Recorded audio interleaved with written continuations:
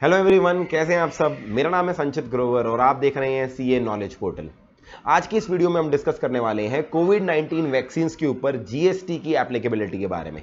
अगर आप कोई भी न्यूज़पेपर वगैरह फॉलो करते हैं तो आपने एक चीज नोट करी होगी, पिछले कुछ दिनों में कोविड 19 वैक्सीन पे जीएसटी को लेकर काफी सारी कंट्रोवर्सीज चल रही थी। अलग अलग लोगों का सोशल स्पीयर से, पॉलिटिकल स्पीयर से कुछ अलग अलग ओपिनियन था। तो ये सब क्या कंट्रोवर्सी थी, आज की डेट में क्या एप्लीकेबिलिटी होती है और आगे गवर्नमेंट क्या कर सकती है ताकि हमारी वैक्सीन पे टैक्स का इंपैक्ट बिल्कुल खत्म हो जाए और ये सस्ते से सस्ते रेट पे मिल सके लोगों को, इस सारी चीजों को इस वीडियो के अंदर हम डिस्कस करेंगे। वीडियो स्टार्ट करने से पहले मैं एक चीज क्लैरिफाई कर दूं, ये वीडियो सिर्फ एजुकेशनल पर्पस के लिए है। इस पे कहीं पर भी दूर दूर तक कोई पॉलिटिकल वाली चीज नहीं है, तो ध्यान रखना इस चीज को। जब आप ये वीडियो में समझ रहे हैं तो सिर्फ और सिर्फ इसको एजुकेशन पॉइंट ऑफ व्यू से देखना, अपने पॉलिटिकल लाइक्स और डिसलाइक्स को थोड़ी देर के लिए वीडियो देखते समय साइड में रख देना। चलिए जल्दी से स्टार्ट करते हैं। Now before we get into the controversy की कंट्रोवर्सी थी क्या, पहले हम समझते हैं कि जीएसटी के करंट प्रोविजंस है क्या वैक्सीन के ऊपर। जीएसटी के बारे में आपको बताऊं, हमारे देश में जीएसटी लगता है सीजीएसटी एक्ट से, जिसका सेक्शन 9 मेन सेक्शन है। वो कहता है किसी भी प्रोडक्ट के ऊपर जो जीएसटी लगेगा वो रेट सेंट्रल गवर्नमेंट नोटिफाई करेगी, मगर वो अपने आप से रिकमेंड नहीं कर सकती, उसे पहले रिकमेंडेशन लेना पड़ेगा एक बॉडी का जिसका नाम है जीएसटी काउंसिल। अब जिन लोगों को जीएसटी काउंसिल क्या होता है नहीं पता, मैं आपको बता दूं, ये एक सुपर पावरफुल बॉडी है जिसको कॉन्स्टिट्यूशन ने बनाया। It's a constitutional body. इस बॉडी के अंदर सेंट्रल गवर्नमेंट के भी रिप्रेजेंटेटिव हैं और इस देश की सारी स्टेट गवर्नमेंट्स के भी रिप्रेजेंटेटिव हैं। इस बॉडी के सारे पार्ट हैं। कोई भी जीएसटी के अंदर अगर अमेंडमेंट करनी है, मेनली मैं बोलूंगा ऑलमोस्ट सारे मेजर प्रोविजंस में अगर कोई आपने अमेंडमेंट करनी है, पहले उसे जीएसटी काउंसिल से अप्रूव कराना पड़ता है और जब जीएसटी काउंसिल उसे रिकमेंड करती है उसके बाद ही सेंट्रल गवर्नमेंट कोई भी चेंज कर सकती है। इनफैक्ट पार्लियामेंट को भी अगर लॉ में कुछ बदलना है तो पहले जीएसटी काउंसिल से अप्रूवल लेना पड़ता है, राइट। अब जीएसटी काउंसिल ने ब्रॉडली 4 तरह के रेट दे रखे हैं जीएसटी लॉ में, 5%, 12%, 18% और 28%। ये रेट अलग अलग गुड्स पे डिसाइड कैसे होते हैं। इतने सारे गुड्स हैं, उन किस गुड्स के ऊपर कौन सा रेट है, उसके लिए क्या किया जाता है, सारे गुड्स को उनके नाम से नहीं पुकारा जाता, उनको एक यूनिक कोड दिया जाता है जिसका नाम है HSN code, harmonise system of nomenclature code. ये एक यूनिक कोड होता है, यानी कि अगर किसी चीज का, किसी भी प्रोडक्ट का, लेट्स से ये पेन है, इस पेन का HSN कोड इंडिया में जो होगा वही same through out the world होगा। तो HSN कोड एक वर्ल्ड वाइड सेम प्रोडक्ट को सेम वे में रिकॉग्नाइज करने का सिस्टम है। अब सवाल आता है कोविड 19 वैक्सीन, इसका HSN क्या है। अलग से कोविड 19 वैक्सीन के लिए कोई HSN नहीं बनाया गया। वैक्सीन के ऊपर एक जनरल HSN कोड है हमारे जीएसटी लॉ में जो है 3002 या 3006, जो डील करता है वो सारी वैक्सीन जो एनिमल्स या ह्यूमन ब्लड से रिलेटेड है। अब क्योंकि कोविड 19 वैक्सीन भी इसी कैटेगरी में आती है तो बाय डिफॉल्ट कोविड 19 वैक्सीन भी इस HSN में आ गई और इसके कॉरस्पॉन्डिंगली जीएसटी काउंसिल ने और सेंट्रल गवर्नमेंट ने रेट कौन सा बता रखा है, 5%। तो बाय डिफॉल्ट जब हमारे देश के अंदर जीएसटी, ये क्या कहते हैं, कोविड 19 वैक्सीन मिलने लगी तो उस पर रेट क्या लग गया, 5% लग गया। अब ये 5% रेट कैसे वर्क करता है मैं आपको सिंपल एग्जांपल से समझाता हूं। लेट्स से ये कोई भी मैन्युफैक्चरर है, भारत बायोटेक ले लो या सीरम इंस्टीट्यूट ले लो, ये अगर कोई भी कोविड 19 वैक्सीन बेचता है किसी हॉस्पिटल को, आपको पता होगा प्राइवेट बॉडीज को वो अराउंड 1000 रुपीज की बेच रहा है, मुझे एग्जैक्ट नहीं पता, 1000 है 1200, what ever the thing is, मैं अपने एग्जांपल के लिए 1000 रुपए मान के चलता हूं, 1000 रुपए की रेट से वो प्राइवेट बॉडीज को बेच रहा है। अब 5% के रेट के हिसाब से सीरम इंस्टीट्यूट या जो भी मैन्युफैक्चरर है वो जब भी इसको सेल करेगा प्राइवेट बॉडी को 1000 का, उसको 50 रुपीज का टैक्स कलेक्ट करना पड़ेगा। इन अदर वर्ड्स हॉस्पिटल से वो 1050 रुपीज लेगा।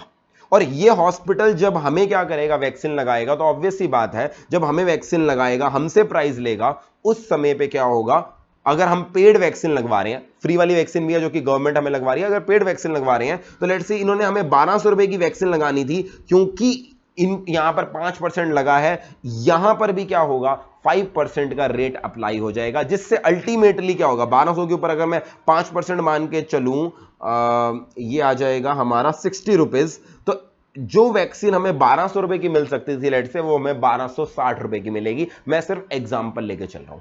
अल्टीमेटली कोई भी जीएसटी का बर्डन होता है वो अल्टीमेट कंज्यूमर को बियर करना पड़ता है, और वैक्सीन के केस में हम आम जनता जिनको वैक्सीन लगवानी है वो इसके एंड कंज्यूमर है। ठीक है जी। तो कुछ लोगों का मानना था, कुछ लोगों की रिक्वेस्ट थी दैट इस प्रोडक्ट के ऊपर जो 5% का जीएसटी है उसे खत्म कर दिया जाए। इन अदर वर्ड्स इसे जीएसटी से एग्जेम्प्ट कर दिया जाए।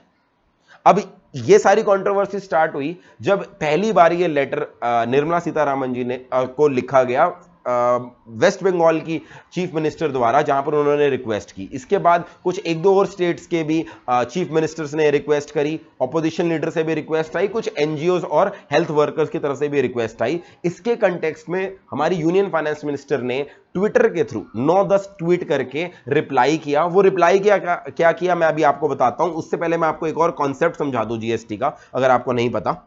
जीएसटी में आप इमेजिन करो, ये जो मैन्युफैक्चरर है इसने 1000 रुपीज की वैक्सीन बेची थी।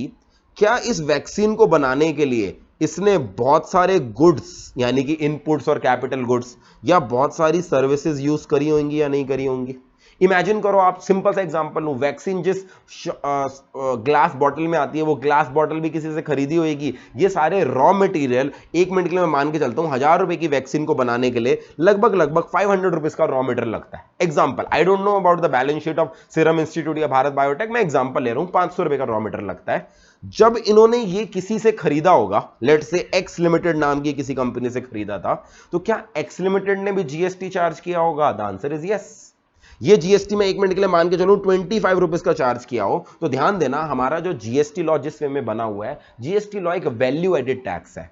यानी कि अब इस मैन्युफैक्चरर ने अगर 50 रुपीज आगे अपनी सेल पे कलेक्ट करे और 25 रुपए अपनी परचेजेस पर अपने वेंडर को, अपने सप्लायर को पे करे, तो इसको गवर्नमेंट को सिर्फ 50 - 25 यानी कि 25 रुपीज ही पे करने हैं। हर इंसान को उतने अमाउंट पे करना पड़ता है जितनी उसने वैल्यू ऐड करी। यानी कि हॉस्पिटल की भी बात करूं, अगर हॉस्पिटल ने 60 रुपीज कलेक्ट करे कंज्यूमर से और 50 रुपीज उसने अपनी परचेजेस पे करे थे, तो सिर्फ 10 रुपीज ही गवर्नमेंट को पे करने हैं। इसे बोलते हैं वैल्यू एडेड टैक्स का कॉन्सेप्ट। अब अगर मैं यहां पर 1 मिनट के लिए एग्जांपल लेके चलूं, हमारी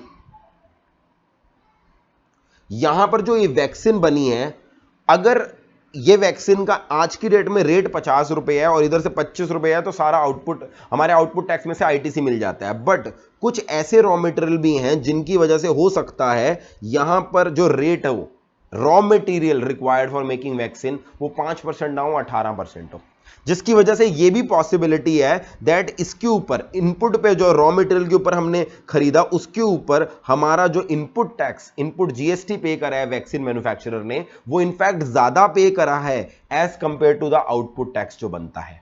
अब सवाल ये आया, जब गवर्नमेंट को हम पे करेंगे 50 - 50, गवर्नमेंट को हम निल 1 भी रुपया पे नहीं करेंगे, तो ये जो 40 रुपए का आईटीसी रह गया, जो आईटीसी 40 रुपए का बच गया, अनयूटिलाइज्ड आईटीसी, इसका क्या होगा? इसके लिए जीएसटी के अंदर प्रोविजन है सेक्शन नंबर 54, जो कि कहता है ये जो आप आईटीसी है जो बच गया, जिसको यूज नहीं किया, आप उसका रिफंड ले सकते हो। और इस सारी मैकेनिज्म को बोलते हैं inverted duty structure. Inverted duty structure मतलब जब आउटपुट पे रेट कम हो और इनपुट पे रेट ज्यादा होता है, तो जो आईटीसी, जो इनपुट टैक्स आपका बच जाता है after setting of against your output tax, जो अनयूटिलाइज्ड आईटीसी रह जाता है, उसे रिफंड के रूप में दे दिया जाता है।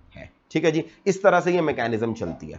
अब जैसे ही डिमांड उठी दैट हम इस 5% को खत्म कर दें, तो यहां पर आपको एक और सेक्शन पता होना चाहिए जो कि है सेक्शन नंबर 17। सेक्शन 17 क्या बोलता है, बड़े ध्यान से सुनना। सेक्शन 17 जीएसटी लॉ का बोलता है, अगर हम किसी भी चीज पर आउटपुट टैक्स को खत्म कर दें, एग्जेम्प्ट कर दें, तो उसके कॉरस्पॉन्डिंगली आईटीसी भी नहीं मिलता। यानी अगर आपका आउटपुट टैक्स खत्म हो गया तो पीछे से आपका आईटीसी भी खत्म हो जाएगा। इन अदर वर्ड्स, वो ऑर्गेनाइजेशन जो अपने रॉ मटेरियल को 500 रुपए का मान के चल रही थी, क्योंकि 90 रुपीज का उसको आईटीसी मिल जाता था, अब वो अपनी कॉस्ट 590 रुपीज मान के चलेगी, जिसकी वजह से रॉ मटेरियल की कॉस्ट बढ़ जाएगी, सेल प्राइस भी बढ़ जाएगा। तो कहने के लिए तो आपने आउटपुट को एग्जेम्प्ट कर दिया, मगर आईटीसी ना मिलने की वजह से, सेक्शन 17 की वजह से उस प्रोडक्ट की कॉस्टिंग बढ़ गई। रीजन बीइंग आपकी आईटीसी डिनाई होते ही आपने उसे कॉस्ट में ऐड कर दिया। And that was the precise reason जो निर्मला सीतारामन जी ने अपने ट्वीट में दिया। उन्होंने कहा अगर हम वैक्सीन को एग्जेम्प्ट कर देंगे तो उस वैक्सीन को बनाने के लिए जो भी रॉ मटेरियल्स यूज करे हैं मैन्युफैक्चरर ने, जो भी सर्विसेज ली हैं मैन्युफैक्चरर्स ने, उन सब पे जो टैक्स लगा है वो क्या हो जाएगा, उन मैन्युफैक्चरर्स के लिए कॉस्ट में ऐड हो जाएगा, जिससे मैन्युफैक्चरर्स की कॉस्ट बढ़ जाएगी और वो हमें वैक्सीन महंगे रेट पे बेचनी शुरू कर देंगे। यानी जो ऑब्जेक्टिव आप अचीव करना चाहते हो वैक्सीन सस्ती करने का, वो ऑब्जेक्टिव अचीव ही नहीं होगा। इसीलिए हमने सोच समझ के जीएसटी में सबसे कम रेट जो है 5% का हमने वो रखा है, ताकि इधर से आईटीसी मिलते रहें। आईटीसी अगर ज्यादा भी होंगे, जो अनयूटिलाइज्ड आईटीसी है हम रिफंड दे देंगे। This was the logic and that was the entire controversy all about. मैंने आपको बता दिया कि वहां पर उन्होंने पहले वेस्ट बंगाल के सीएम ने और बाकी सब ने बोला कि हमें वैक्सीन को एग्जेम्प्ट कर देना चाहिए। फाइनेंस मिनिस्टर ने बोला दैट इस पर्टिकुलर केस के अंदर रूल सेक्शन 17 अप्लाई कर जाएगा। सेक्शन 17 को रूल 42 और 43 के साथ पढ़ते हैं, आईटीसी डिनाई हो जाएंगे। तो बेसिकली उन्होंने वन लाइन में बोला इससे नुकसान ज्यादा होगा एज कंपेयर टू फायदा, क्योंकि कॉस्टिंग बढ़ने से सेल प्राइस बढ़ जाएगा। आप पहली बार जब आप इस लॉजिक को सुनोगे आपको ये लॉजिक बिल्कुल सही लगेगा। तो अगर आपसे पूछे is this reply given by the union finance minister legally correct, the answer is yes, it is fully legally correct. Section 17 में वही चीज लिखी है जो यूनियन फाइनेंस मिनिस्टर ने बोला। ऑब्वियसली उन्होंने अपने ट्वीट के अंदर सेक्शंस का रेफरेंस नहीं दिया, उन्होंने क्रक्स बताया, मैंने उसको लीगल से अटैच कर दिया। बट अगला सवाल जो हमारे पास आता है, ठीक है करंट प्रोविजन के हिसाब से अगर आप उसे एग्जेम्प्ट करते हो तो आपका आईटीसी डिनाई होता है, आपकी कॉस्टिंग बढ़ती है। बट क्या जीएसटी में ऐसा कोई भी सॉल्यूशन नहीं है जिससे हम वैक्सीन के ऊपर टैक्स के बर्डन को खत्म कर दें? क्या जीएसटी में कोई इस प्रॉब्लम का सॉल्यूशन है ही नहीं? क्या कोविड वैक्सीन पहली ऐसी आइटम है जिसको सोशल कॉज के लिए पूरी तरह से टैक्स फ्री करना था? क्या आज से पहले ऐसा कोई भी प्रोडक्ट नहीं आया? The answer is there are so many examples जहां पर ऑलरेडी ये प्रॉब्लम आई थी और जिसका सॉल्यूशन ऑलरेडी जीएसटी लॉ में एम्बेडेड है। इसका मतलब जो प्रॉब्लम निर्मला सीतारमण जी ने बताई उसको सॉल्व करने के जीएसटी लॉ में तरीके हैं, बट हां उसके लिए लॉ को अमेंड करना पड़ेगा। और ऑब्वियसली लॉ को अमेंड कौन करेगा? जीएसटी काउंसिल करेगा, और उसके बाद एक्ट में या रूल्स में अमेंडमेंट आएगी। तो मैंने ऐसे कंपाइल किए हैं 6 सजेशन, 6 तरीके जिससे कोविड 19 वैक्सीन के ऊपर जीएसटी की एप्लीकेबिलिटी को पूरी तरह से खत्म कर दिया जा सकता है। पूरी तरह से मतलब आउटपुट भी नहीं, इनपुट का जो आईटीसी का डिनायल हो रहा है उसे भी रोका जा सकता है।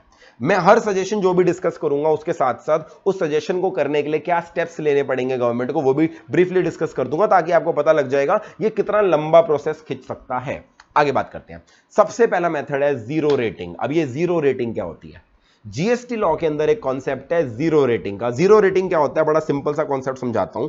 जीरो रेटिंग में अगर एक पर्सन ने 1000 रुपीज का कुछ बेचा, हम अगर उस सप्लाई को जीरो रेटेड सप्लाई बोल दें जीएसटी लॉ में, तो उसके आउटपुट पे, उसके सेल प्राइस पे कोई भी टैक्स नहीं लगेगा। और साथ साथ उसको मैन्युफैक्चर करने के लिए जो भी इनपुट टैक्स है, जैसे कि मैं यहां पर 18% के हिसाब से 90 रुपीज मान के चल रहा था, इसका आईटीसी भी मिल जाएगा। यानी as compared to exemption zero rated is very very good, because in case of exemption अगर आप आउटपुट टैक्स खत्म कर रहे थे तो इधर से आप आईटीसी को भी डिनाई कर रहे थे। मगर जीरो रेटिंग के अंदर आउटपुट टैक्स नहीं लगता, मगर आईटीसी फिर भी रिफंड के रूप में मिल जाता है। और अगेन रिफंड देने वाला सेक्शन कौन सा होता है? सेक्शन नंबर 54 है जो रिफंड देता है। तो इस पर्टिकुलर केस में दोनों फायदे हैं, डबल बेनिफिट। आपके आउटपुट टैक्स पे भी कुछ नहीं लग रहा और आपको आईटीसी का भी क्या मिल जाएगा? रिफंड। क्या sir zero rating already GST law में एग्जिस्ट करती है? यस, आईजीएसटी एक्ट के सेक्शन 16 के अंदर जीरो रेटेड सप्लाई डिफाइंड है। और करंटली 2 सप्लाईज हैं जिनको जीरो रेटेड सप्लाई बोला गया है। पहली export of goods and services, और दूसरी जब आप एक स्पेशल इकोनॉमिक जोन को गुड्स एंड सर्विसेज देते हैं। स्पेशल इकोनॉमिक जोन क्या होते हैं? ये एक डेजिग्नेटेड एरिया होते हैं जो होते तो इंडिया में है, मगर हम इनको as good as foreign country मान के चलते हैं, तो इनको वो सारे बेनिफिट देते हैं जो टिपिकली एक्सपोर्ट्स पे लगते हैं। यानी वन लाइन में बोलूं, एक्सपोर्ट्स को आज भी जीरो रेटिंग का बेनिफिट मिलता है, और ये बेनिफिट 2017 से मिल रहा है जब से जीएसटी लॉ आया है। यानी एक्सपोर्ट जब आप करते हो आपको उस पर टैक्स नहीं लगाना होता, और एक्सपोर्टर्स को अपने इनपुट टैक्सेस का भी रिफंड मिल जाता है, considering the importance of exports that they have for our country. क्या वैक्सीन को जीरो रेट नहीं किया जा सकता? द आंसर इज यस, इसे किया जा सकता है, मगर इसके लिए अमेंडमेंट करनी पड़ेगी आईजीएसटी एक्ट के सेक्शन 16 में, जहां पे जीरो रेटेड सप्लाई की डेफिनेशन में वैक्सीन की सप्लाईज को भी रखना पड़ेगा। इसका प्रोसीजर क्या होना चाहिए? इसके लिए पहले जीएसटी काउंसिल की मीटिंग के अंदर रेजोल्यूशन पास होगा, और उसके बाद आईजीएसटी एक्ट में अमेंडमेंट होगी। अब आप बोलोगे सर एक्ट में अमेंडमेंट तो पार्लियामेंट करती है, पार्लियामेंट का कोई सेशन चल नहीं रहा, तो चिंता वाली बात नहीं है, गवर्नमेंट के पास पावर होती है, अगर पार्लियामेंट का सेशन नहीं चल रहा तो वो ऑर्डिनेंस के थ्रू भी एक्ट में अमेंडमेंट कर सकती है। ऑर्डिनेंस के थ्रू एक्ट में अगर कोई भी अमेंडमेंट होती है उसे 6 महीने के अंदर अंदर पार्लियामेंट से अप्रूव कराना होता है, और आप समझ सकते हो कि हम मई में बैठे हैं, 6 महीने के अंदर पार्लियामेंट का सेशन लग ही जाएगा, हालात इंप्रूव हो ही जाएंगे। तो अगर आज गवर्नमेंट ऑर्डिनेंस रूट के थ्रू सेक्शन 16 में चेंज कर देती है और जीरो रेटेड सप्लाई के अंदर कोविड-19 वैक्सीन को ऐड कर देती है, तो जो प्रॉब्लम निर्मला सीतारामन जी ने बताई वो सॉल्व हो सकती है, इन द सेंस दैट उस पर्टिकुलर केस के अंदर आउटपुट पे भी टैक्स नहीं लगेगा और इनपुट वाली साइड का भी आईटीसी मिल जाएगा और रिफंड भी मिल जाएगा। मगर इसके लिए अमेंडमेंट करनी पड़ेगी, वो मैंने आपको बता दिया। आगे बात करते हैं पॉसिबल सॉल्यूशन नंबर 2। दूसरा सॉल्यूशन जीएसटी के दायरे में क्या किया जा सकता है। दूसरा है सेक्शन 17, जो कि ये रिस्ट्रिक्शन बोलता है आईटीसी के बारे में। इस सेक्शन 17 की भी एक्सेप्शन क्रिएट की जा सकती है। एक्सेप्शन क्रिएट करने का मतलब अगर कोई चीज एग्जेम्प्ट भी है, आईटीसी को रिस्ट्रिक्ट करने का सेक्शन 17 है, हम उसकी एक्सेप्शन क्रिएट कर सकते हैं कि हां इस केस में आईटीसी रिस्ट्रिक्ट मत करना। ये एक्सेप्शन क्या ऑलरेडी है कहीं हमारे जीएसटी लॉ में? The answer is yes. Section 617 को रूल 42 और 43 के साथ पढ़ा जाता है, और रूल 42 और 43 के अंदर एक एक्सप्लेनेशन है जिसने ऐसी दो ट्रांजैक्शंस बता रखी हैं। ये दोनों ट्रांजैक्शंस एग्जेम्प्ट सप्लाईज हैं, इन पे जीएसटी नहीं लगता, मगर ऑल्दो आप इन दो ट्रांजैक्शंस को करो आपका आईटीसी डिनाई नहीं करेंगे हम। क्यों? रूल 42 और 43 ने डीमिंग फिक्शन क्रिएट करके बोल रखा है हम इनको आईटीसी डिनाइल के लिए एग्जेम्प्ट सप्लाई नहीं मानेंगे। सिंपल भाषा में बोलूं तो इन पे आईटीसी का डिनाइल नहीं करेंगे। अब इन दोनों ट्रांजैक्शन का लॉजिक में नहीं जाना चाहता, सरकार को ये ट्रांजैक्शन इंपॉर्टेंट लगी इसलिए सरकार ने इनका आईटीसी डिनाई नहीं किया।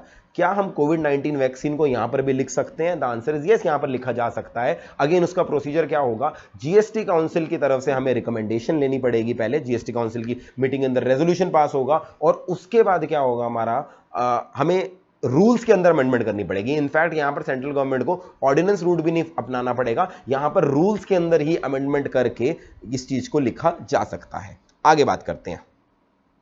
अगर हम रूल्स के अंदर एक्सेप्शन क्रिएट कर देंगे तो आईटीसी मिलेगा इवन इफ आप वैक्सीन को एग्जेम्प्ट कर दीजिए। ठीक है जी। पॉसिबल सॉल्यूशन नंबर 3, एक कॉन्सेप्ट होता है डीम्ड एक्सपोर्ट्स का। अब नाम से पता लग रहा है डीम्ड एक्सपोर्ट्स क्या होते हैं।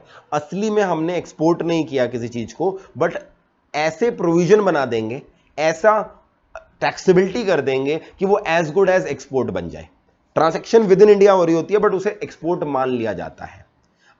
Deemed exports is somewhat different from actual exports. Actual exports को तो भी हमने पढ़ा जीरो रेटेड होता है, यानी जब एक्सपोर्ट करते हो टैक्स पे नहीं करना होता, आईटीसी फिर भी मिल जाता है। डीम्ड एक्सपोर्ट वाली ट्रांजैक्शन पे टैक्स पे करना पड़ता है, मगर जो भी टैक्स पे हुआ है वो रिफंड के रूप में मिल जाता है। या तो सप्लायर रिफंड ले ले या रेसिपेंट ले ले। यानी कि अगर हम वैक्सीन्स को, लेट्स से ये पर्सन मैन्युफैक्चर बनाने वाली कंपनी है, अगर हम वैक्सीन की सप्लाई को डीम्ड एक्सपोर्ट मान लें तो उस केस में वैक्सीन वाली ट्रांजैक्शन के ऊपर टैक्स लगेगा, मगर वो रिफंड के रूप में मिल जाएगा या तो वैक्सीन मैन्युफैक्चरर को या जो भी परचेजर है। परचेजर टिपिकली हॉस्पिटल्स होंगे, तो मेरे हिसाब से गवर्नमेंट शायद हॉस्पिटल को यहां पर रिफंड लेने के लिए नहीं कहेगी, मैन्युफैक्चरर को ही रिफंड दिया जा सकता है। तो it will be as good as exemption but not actually exemption.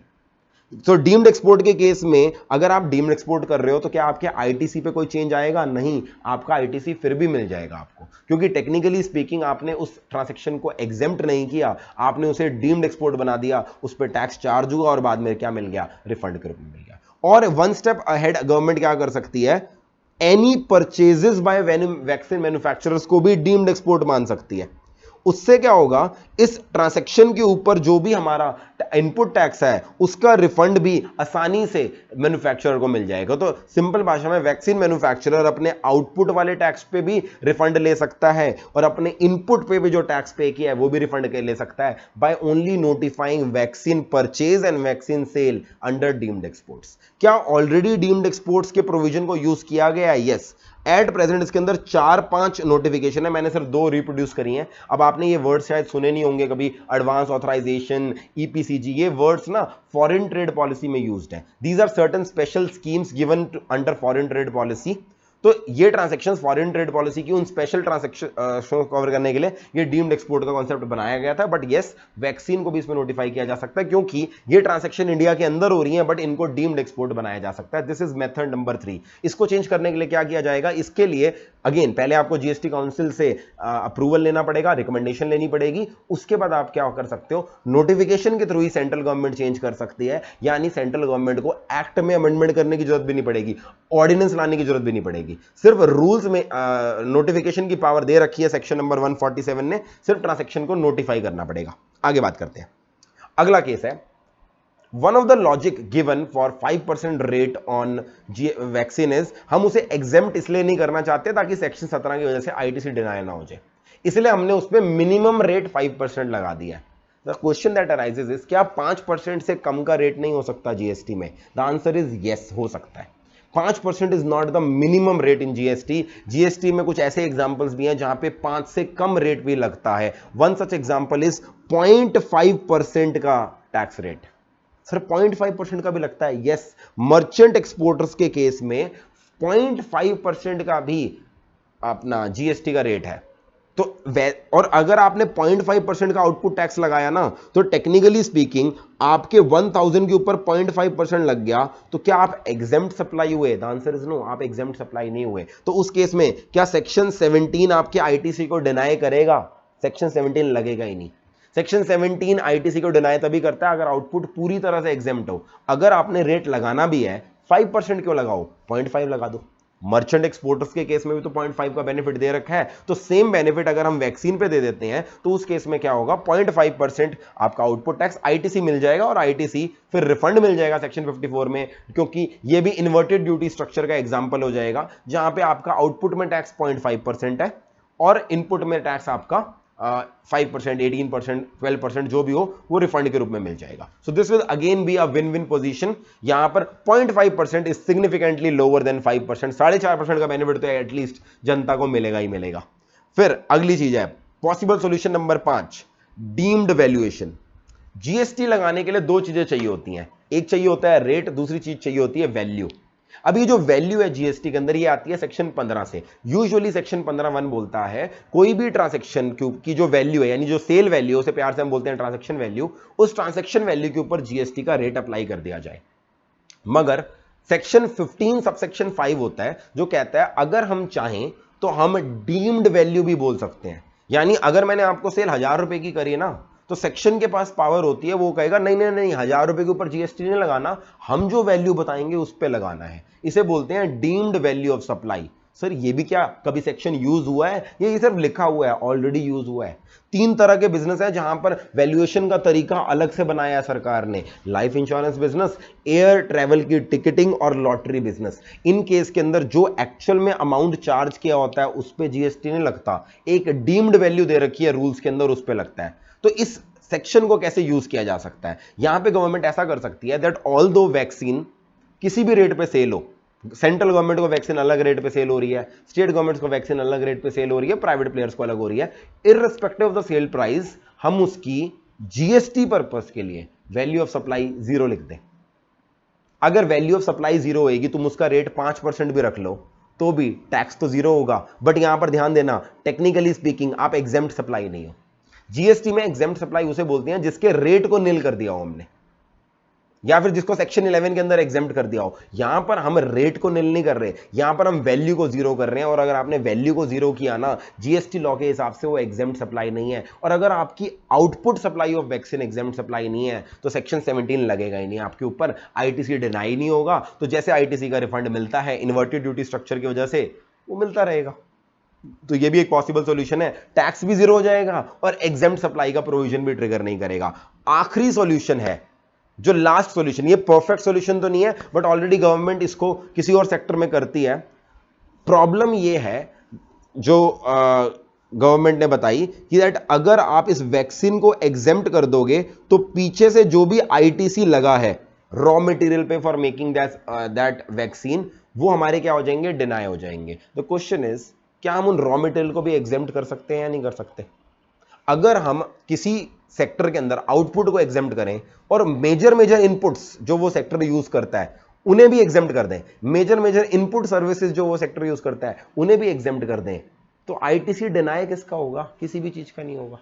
मगर ये ऑलरेडी यूज होता है। यस, एजुकेशन सेक्टर में अगर कोई यूनिवर्सिटी या कॉलेज बच्चों को एजुकेशन सर्विस देता है तो उस पर जीएसटी नहीं लगता, और वही स्कूल कॉलेज अगर कुछ सर्विसेज लेता है तो input services received by a school, कोई भी स्कूल सिक्योरिटी सर्विस लेता है, कोई भी स्कूल ट्रांसपोर्टेशन सर्विस लेता है, कोई भी स्कूल केटरिंग सर्विस लेता है, ये सब एग्जेम्प्ट कर रखी है। कारण आप समझते हो, स्कूल ने क्योंकि एग्जेम्प्ट सप्लाई करी, स्कूल का आईटीसी डिनाई ना हो, इसलिए स्कूल की प्रोक्योरमेंट्स को भी हमने क्या कर दिया है, to a great extent exempt कर दिया है, जिससे नो डाउट सारी चीजें तो एग्जेम्प्ट नहीं कर पाए, हमने 5-6 सर्विसेज एग्जेम्प्ट करी हैं, but to a great extent क्या वो आईटीसी डिनाइल वाली चीज कम हो गई? यस। क्या हम वैक्सीन में भी ऐसा कर सकते हैं? यस, कर सकते हैं, बट ये मेथड इसलिए मैंने लास्ट में लिखा क्योंकि ये कॉम्प्लेक्स मेथड है।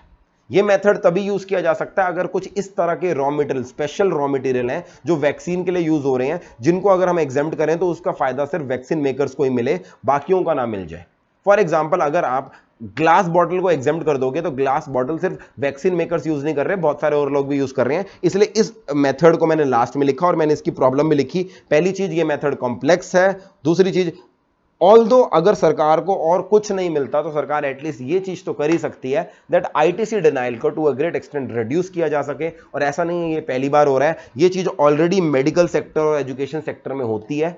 मेडिकल और एजुकेशन सेक्टर की आउटपुट सप्लाई भी एग्जेम्प्ट होती है, and many of the input services that medical sector and education sector receive, they are also exempt. तो ऐसा भी किया जा सकता है। तो ये 6 सजेशन थे जो मेरे दिमाग में आए। मैंने सजेशन तो नहीं बोलूंगा, ऐसा तो नहीं है मेरी वीडियो देख के गवर्नमेंट लॉ बना रही है, बट मैं ये कहूंगा कि ऐसे 6 प्रोविजंस है जीएसटी लॉ में जिनको यूज करके आज भी with in the framework of GST law vaccine के ऊपर टैक्स के इंसिडेंस को पूरी तरह से खत्म किया जा सकता है। मगर ऑफ कोर्स जो भी चीज मैंने बताई उसके अंदर अमेंडमेंट की गुंजाइश है, और ये अमेंडमेंट में एक चीज कॉमन है, हर अमेंडमेंट की शुरुआत होगी जीएसटी काउंसिल से। आज जब मैं ये वीडियो बना रहा हूं, आज है 24 ऑफ मई, और अगली जीएसटी काउंसिल की मीटिंग है 28 ऑफ मई को। तो अब देखने वाली बात ये होगी कि अगली मीटिंग जब 28 मई को होगी, ऑब्वियसली बात है ये सारी चीजें जो मीडिया में आई हैं, ये सारी चीजें जीएसटी काउंसिल की मीटिंग में भी डिस्कस होंगी, एंड वी विल सी क्या इन मेथड्स में से, इन पॉसिबिलिटीज में से क्या किसी पॉसिबिलिटी पे अगली मीटिंग में डिस्कशन होती है या नहीं होती। काफी लंबी वीडियो बना दी मैंने, डिटेल में सारी पॉसिबिलिटी समझानी थी, मैंने आपको समझा दी। Thank you so much for watching this video. अगर आपने लास्ट तक देखी है, and do share this video with any person जो आपको लगता है इस इंफॉर्मेशन से उसका फायदा हो सकता है। I will keep making more such videos.